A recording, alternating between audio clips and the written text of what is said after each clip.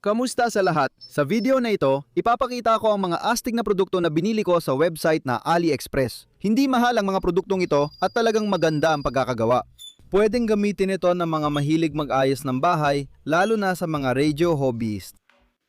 Ang unang produkto ay digital multimeter mula FNGORC, FNIRC DMC isang daan na may clamp para sa malalaking kuryente.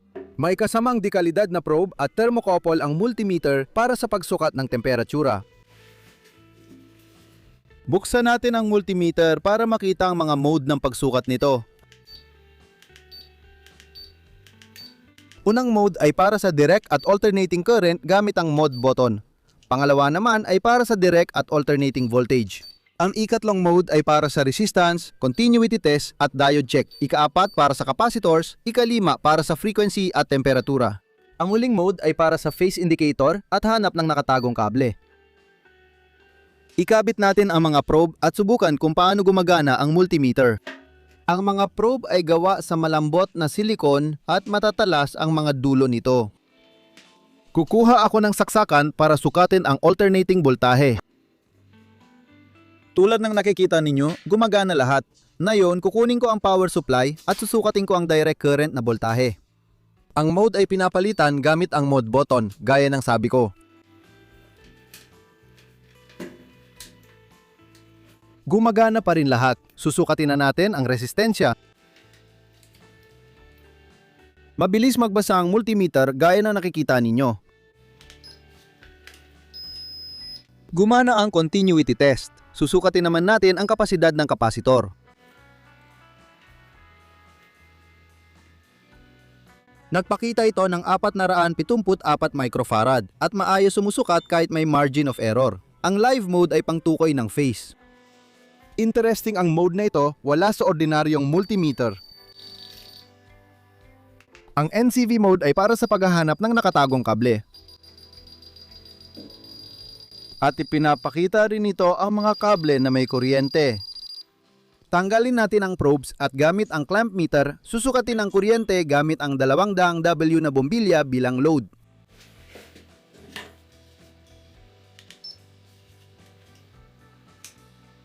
Ipinapakita nito ang 0.84A. Ayon sa formula, lalabas na bahagyang mas mababa sa 200 W ang bombilya. Malaking plus na may flashlight ang multimeter na ito, kaya kumbinyente gamitin sa madidilim na lugar. Pwede mo ring i-charge ang multimeter gamit ang cellphone charger. Para sa gustong malaman kung saan ko ito binili, nasa description ang link. Ang pangalawang produkto ay mula rin sa kumpanyang FNIRSI. Ito ay ang tester na LCRP1. Sa tulong ng tester na LCRP1 na ito, При помощи такого тестера maaari mong masuri ang halos anumang piyesang elektroniko. May tester na may socket na may numero at letra na makikita rin sa screen. Ngayon, ilagay ang transistor sa socket at pindutin ang test button. Makikita nyo, ibinigay ng tester lahat ng detalye tungkol sa transistor, ang istruktura at pinout nito. Kunin natin ang isa pang transistor at subukan itest. Walang pinakaiba kung saan mo ilalagay ang transistor kahit anong orientation nito. Ang mahalaga, magkaiba ang numero. Ngayon, subukan nating itest ang kapasitor.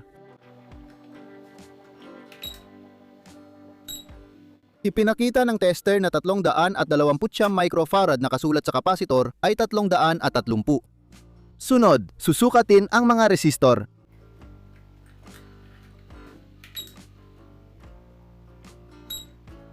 Kaya rin ng tester ang resistor. Mayroon din akong malaking resistor na hindi kasya sa socket, kaya may kasamang mga espesyal na clip ang set. Ipasok sa socket tapos ikabit sa resistor.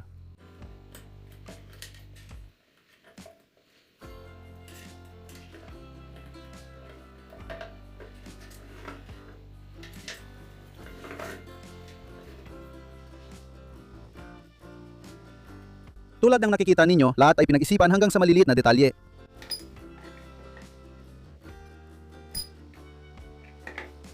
Kaya rin ang tester na ito sukatin ang inductance ng mga coil. Makikita nyo ang choke ay 470 microhenry. Madali ring malaman ang Zener diode parameters. I-connecta lang sa K at A, pindutin ang Zener, tapos test. Tulad ng nakikita ninyo, Zener diode ito na 21 volts. Ngayon, subukan naman natin ang isa pa. Ito naman ay para sa 6 volts. Ganun din, malalaman mo kung ilang volts ang LED. Ang LED ay para sa 6 volts.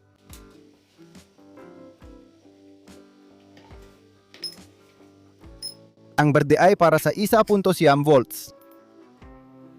Kapag tinaas ang slider, mababasa ng tester ang code ng mga pindutan ng kahit anong remote. Baka magamit ng iba ang function na ito. Sa kabuuan, kung may mga piyesa pa akong hindi nasukat, pakisulat na lang sa mga komento. Ang link ng aparatong ito ay nasa description din. Maraming salamat sa panonood at paalam sa lahat. May karugtong pa.